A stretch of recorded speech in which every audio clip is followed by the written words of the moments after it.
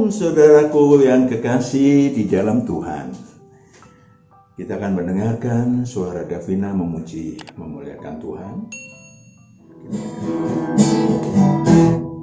Aku ingin selalu berada di hadirat-Mu.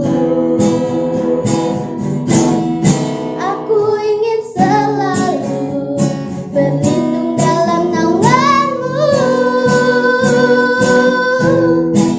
Di bawah kepak sayap-Mu, Kau bawaku terbang tinggi, melintasi langit biru, bagaikan Raja Wali. Bagai Raja Wali, melintasi gunung tinggi. Bagai Raja Wali, melintasi badai hidup. Di bawah kepak sayap-Mu, Kau bawaku terbang tinggi, melintasi langit biru, bagaikan Raja Wali. Melintasi langit biru, bagaikan Raja Wali.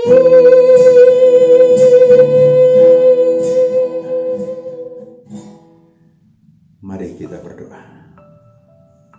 Bapa di surga, kami merendahkan diri di hadapan-Mu untuk membahas tentang kebenaran firman, kesaktian versus kesaksian yang bagian kedua.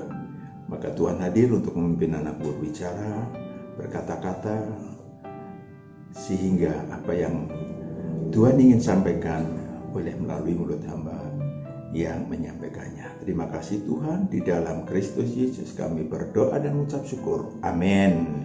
Salam salam. Hari ini kita akan membahas kesaktian versus kesaksian bagian kedua. Saudaraku yang kekasih, tidak mudah memang membedakan hal-hal yang supernatural, hal-hal yang gaib, hal-hal yang adikodrati, ada yang di luar alam, atau orang banyak menyebutnya paranormal. Kita akan memohon tadi sudah kepada Tuhan, kepada Roh Kudus untuk memimpin, agar kita dapat memahami kebenarannya. Mari kita buka telinga hati kita, agar Sang Kristus berkenan memakai Pak Matius, memakai saya yang pernah memiliki kuasa dari Beelzebul, tetapi telah dimusnahkan semuanya oleh Sang Anak Domba. Saat dulu Pak Matius bertobat total, dan kemudian Sang Anak Domba sudi menyampaikan fakta-fakta ilahi dengan meminjamkan, bukan memberikan, meminjamkan kuasa Roh Allah saat Dia kehendaki, bukan kita kehendaki. Kalau kesaktian kita kehendaki. Saudaraku yang kekasih, untuk apa? Untuk menyertai pemberitaan Injil Kerajaan Allah. Berbeda kalau kesaktian untuk kesombongan, untuk kehebatan diri kita, egosentris yang dihebat-hebatkan. Selama lebih 25 tahun Pak Matius lakukan apa yang nanti ada salah satu kesaksiannya. Sekali lagi, Pak Matius tidak sakti.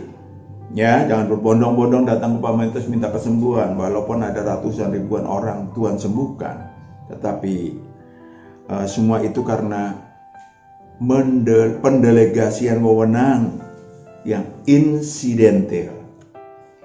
Kali ini kita akan membongkar lebih dalam sepak terjang Lucifer atau Beelzebul atau apapun namanya dan anak buahnya, agar kita memahami kiat memenangkan peperangan di dalam kehidupan kita dengan bapa segala dusta itu.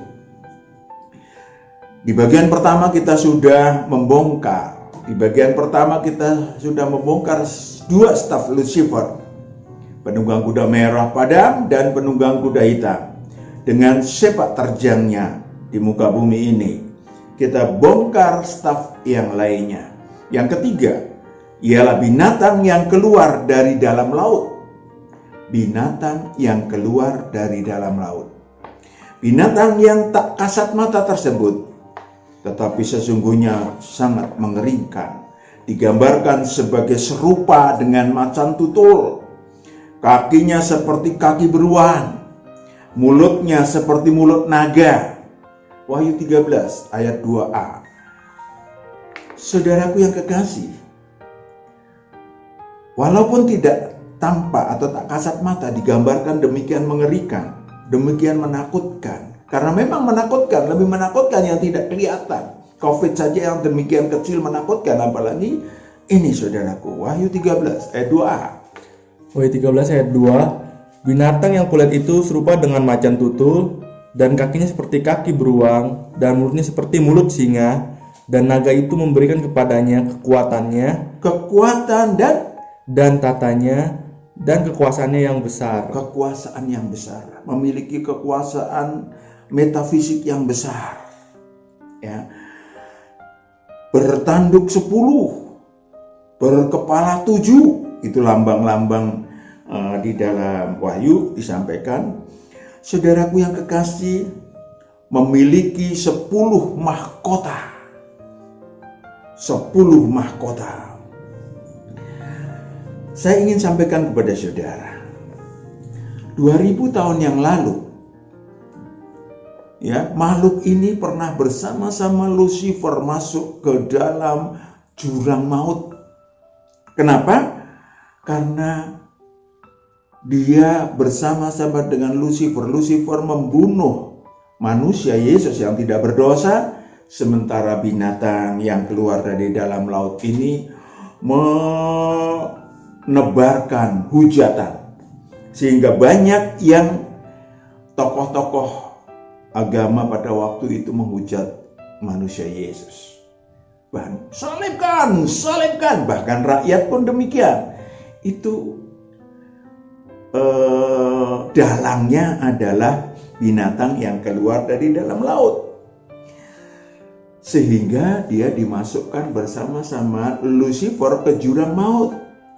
Hanya dosanya lebih kecil daripada Lucifer, sehingga tidak 1000 tahun bahasa ilahinya. Wahyu 20 ayat 2. Wahyu 20 ayat 2. Ia menangkap naga, si ular tua itu, yaitu iblis dan Satan.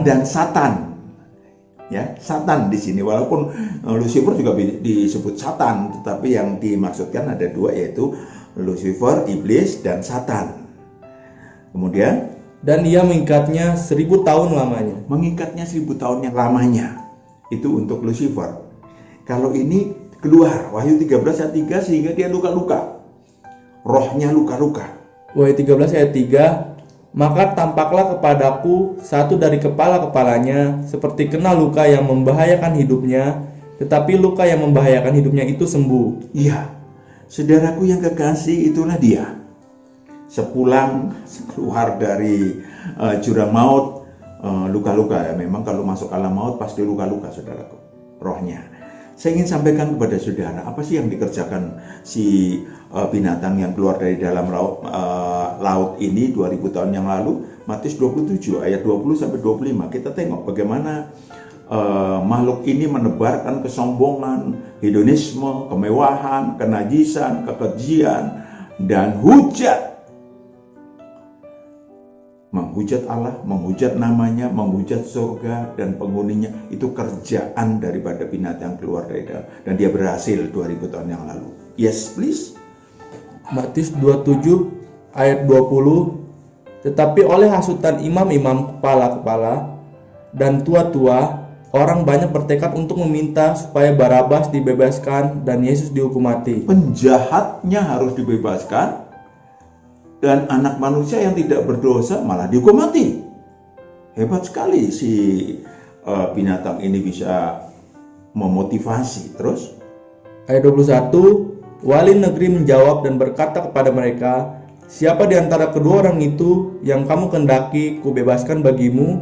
Kata mereka, "Barabas." Barabas. Lanjut. Ayat 22, kata Pilatus kepada mereka, "Jika begitu, apakah yang harus kuperbuat dengan Yesus yang disebut Kristus?" Mereka semua berseru, "Ia harus disalibkan." Salibkan, salibkan. Itu 2000 tahun yang lalu terjadi. Lanjut. Ayat 23, katanya, "Tetapi kejahatan apakah yang telah dilakukannya?" Namun mereka makin keras berteriak, "Ia harus disalibkan." Ia harus disalibkan. Walaupun Pontius Pilatus mengatakan bingung dia, dosanya apa? Iya kan? Lanjut. Ayat 24, ketika Pilatus melihat bahwa segala usaha akan sia-sia, malah sudah mulai timbul kekacauan, ia mengambil air dan membasuh tangannya. Nggak mau dia ikutan berdosa, melambangkan menghapus tangannya Pontius Pilatus. Artinya dia tahu, karena malamnya istrinya dimimpikan ditemui oleh malaikat terang. Lanjut. Di hadapan orang banyak dan berkata, "Aku tidak bersalah terhadap darah orang ini." Aku tidak bersalah terhadap darah orang ini. Itu urusan kamu sendiri. Urusan kamu sendiri. Lanjut. Ayat 25, dan suku rakyat itu menjawab, "Biarlah darahnya ditanggungkan atas kami." Darahnya ditanggungkan atas kami. Sampai mereka berani ngomong gitu. Luar biasa. Lanjut. Dan atas anak-anak kami. Atas anak-anak kami. Saudara tahu apa yang terjadi sekarang ini? Kemudian hari atas mereka. Saya ingin sampaikan kepada saudara. Makhluk ini dan anak buahnya berhak menawan atau membunuh dengan pedang, dengan kekerasan, dengan kecelakaan atas manusia-manusia yang namanya tidak tercantum dalam buku kehidupan anak domba. Walau manusia-manusia tersebut mungkin mentaati hukum Taurat dengan baik, hukum Taurat yang dianutnya, walaupun mereka disebut kudus dalam hukum Taurat, tetapi tidak bisa melindungi apa yang dilakukan oleh si yang namanya binatang yang keluar dari dalam laut, sejauh namanya tidak tercantum dalam buku kehidupan anak domba. Saudaraku yang kekasih, saya ingin sampaikan juga pesan yang paling penting, yaitu cantumkan nama Anda di dalam buku kehidupan, supaya tidak ditawan, supaya tidak dibunuh oleh yang disebut sebagai binatang yang keluar dari dalam laut tersebut. Yang keempat, binatang yang keluar dari dalam bumi. Binatang yang keluar dari dalam bumi. Banyak manusia yang kagum pada makhluk ini, bahkan menjadi pengikutnya dengan menampilkan tanda-tanda metafisis, tanda-tanda gaib yang mempesona manusia. Banyak yang beredar, apalagi sekarang lagi ada medsos, banyak beredar. Orang bisa berjalan di atas air panjang lebar. Orang bisa dipotong lehernya terus masih hidup, balik lagi tidak, semuanya itu dahsyat. Tapi saudaraku yang kekasih, seperti apa kedahsyatan tersebut? Kedahsyatan yang menyesatkan umat manusia. Tanda-tanda gaib yang dahsyat tersebut betul-betul menyesatkan. Saya ingin sampaikan kesaksian atau fakta, tetapi udah lama jadi agak nulis ya, 20 tahun lebih. Jadi saya harus mengingat bagaimana seseorang yang memiliki kesaktian, memiliki banyak jimat. Saya panggilnya Om. Saya memanggilnya Om, memang saudara. Saudaraku yang kekasih, laki-laki setengah baya tersebut menginap di rumah. Karena apa? Karena ingin menyaksikan wisuda anaknya di Bogor. tampak jauh lebih tua dari usianya. Beliau memaksakan diri naik pesawat dari Surabaya demi anaknya. Padahal penyakit yang dideritanya dari mulai jantung, gula, darah tinggi, dan komplikasi lainnya membuat dokter melarangnya pergi jauh dari kotanya di Malang. Maka sebelum beliau ke Bogor, menginap dulu di rumah kami di Jakarta. Malam itu kami berbincang-bincang dengan serius. Beliau bertanya tentang sesuatu, tentang kesaktian, tentang metafisik yang dimilikinya. Beliau bercerita juga tentang penyakit yang sudah lebih 4 tahun dideritanya. Dia ingin terlepas. Saya tanya, mau sembuh Om? Buang jimat-jimat Om sekarang. Kata saya tak kalah serius. Beliau kaget. Kok tahu Dek? Dari mana? Dek Matius tahu saya pegang jimat-jimat. Sergahnya. Juga mantra-mantra dan ngelmu-ngelmu yang Om miliki tak sesuai dengan agama yang Om anut maupun agama yang saya anut. Ya, kenapa? Karena itu musyrik atau apapun istilahnya Om. Jadi Om mau sembuh, buang semua kemusyrikan itu. Tiba-tiba beliau menangis, saudaraku. Beliau menangis sambil memeluk saya dan berbisik, saya mau membuang semua kemusyrikan saya. Malam itu beliau mengaku dosa dan kejahatannya, semua kemusyrikan yang didapatnya diakuinya, jimat-jimat yang dibawanya pun malam-malam kami bakar. Dia rela untuk membakar seluruh yang pernah duniawi yang pernah dimilikinya itu. Seluruh kesaktian, alat-alat kesaktian yang dimilikinya itu. Apa yang terjadi saudaraku? Pagi-pagi kami terkejut. Karena beliau menghilang. Kami khawatir, soalnya jalan pun beliau susah. Sampai jam 3 sore belum pulang juga. Tiba-tiba jam 4 sore beliau pulang disertai pegawai kami dalam keadaan sehat dan gagah. Saya pikir beliau pergi ke dokter. Om, ke dokter Om? Bukan. Dengan bersemangat beliau bercerita, pagi tadi bangun dalam keadaan segar bugar yang belum pernah dirasakan beberapa tahun ini. Lalu mengajak pegawai saya jalan-jalan, bahkan naik taksi ke Taman Mini, saudara. Dengan bangganya dikatakan di sana saya makan sate dan gulai yang sudah 4 tahun dilarang dokter. Katanya bangga.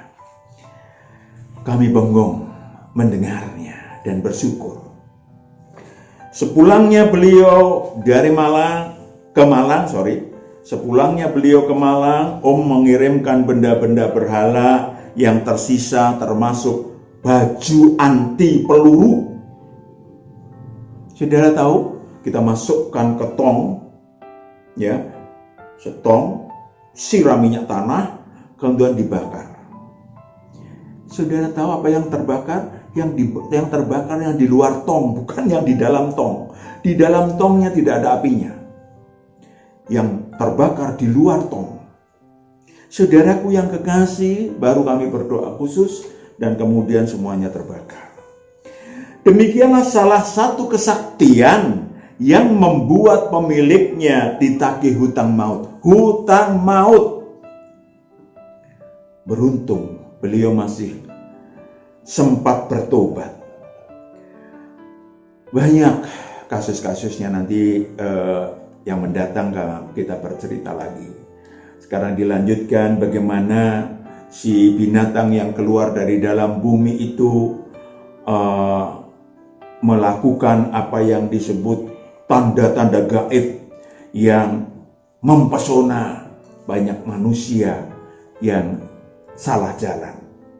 Wahyu 13 ayat 12 sampai 14. Wahyu 13 ayat 12. Dan seluruh kuasa binatang yang pertama itu dijalankannya di depan matanya. Di depan matanya Ia menyebabkan ke seluruh bumi dan semua penghuninya menyembah binatang pertama menyembah binatang pertama, and then yang luka parahnya telah sembuh. Ayat 13. Dan ia mengadakan tanda-tanda yang dahsyat, tanda-tanda yang dahsyat. bahkan ia menurunkan api dari langit ke bumi di depan mata semua orang. Wow. Ayat 14. Ia menyesatkan mereka yang diam di bumi dengan tanda-tanda yang telah diberikannya kepadanya untuk dilakukannya di depan mata binatang itu. Ya, yang tidak mau menyembah dibunuh. Wahyu 13 ayat 15. Wahyu 13 ayat 15. Dan kepadanya diberikan kuasa untuk memberikan nyawa kepada patung binatang itu, sehingga patung binatang itu berbicara juga dan bertindak begitu rupa sehingga semua orang yang tidak menyembah patung binatang itu dibunuh. Dibunuh. Hidup kok. Saya dibacok nggak apa-apa. Berarti kan saudaraku, kalau seseorang yang dibacok seharusnya luka-luka lalu tidak luka-luka, itu namanya hutang maut. Potong lehernya yang seharusnya mati lalu nggak mati, itu namanya hutang maut. Kalau dibacok bacok kemudian harusnya luka-luka, nah tapi nggak mempan, itu hutang maut. Kalau kita hitung matematisnya itu 500. Kalau misalnya dipotong lehernya nggak mati, itu ya harusnya mati ya 1000. Itu rumus-rumus matematik. Nanti ketika utang 1000 harus dibayar berlipat ganda. Makhluk itu merekrut manusia-manusia yang mencari dan mengagumi hal-hal yang metafisis untuk bekerja, dan dengan fisiknya digambarkan sebagai tanda pada tangannya, tangan kanannya, atau bekerja memakai akal pikirannya pada dahinya. Itu gambarannya, bukan berarti pada dahinya ada tandanya, enggak ada. Wahyu 13 ayat yang ke-16. Wahyu 13 ayat 16. Dan ia menyebabkan sehingga kepada semua orang, kecil atau besar, kaya atau miskin, merdeka atau hamba, diberi tanda pada tangan kanannya atau pada dahinya. Ya, pada tangan kanannya kerja jasmaniah, atau pada dahinya dengan otaknya, berpikirnya. Ya. Banyak manusia yang demikian, yang terlanjur memiliki perlindungan bohong, memiliki kesaktian, penglaris, macam-macam. Ketika berhenti menyembah iblis, tetapi pertobatannya tidak sesuai dengan kebenaran ilahi, seperti contoh tadi, om saya tadi, akan dibunuh iblis. Kita punya banyak kasus. Nanti yang mendatang kita cerita. Akan kita tampilkan kasus-kasusnya yang mendatang. Saudaraku yang kekasih, dia membuat eksklusif kelompok pengikutnya. Wahyu 13 ayat 17. Eksklusif kelompok pengikutnya. Wahyu 13 ayat 17. Dan tidak seorang pun yang dapat membeli atau menjual selain daripada mereka yang memakai tanda itu, yaitu nama binatang itu atau bilangan namanya. Binatang itu atau bilangan namanya. Bilangan namanya adalah pengikut iblis yang akan ikut masuk ke neraka kekal pada saat setelah penghakiman kelak.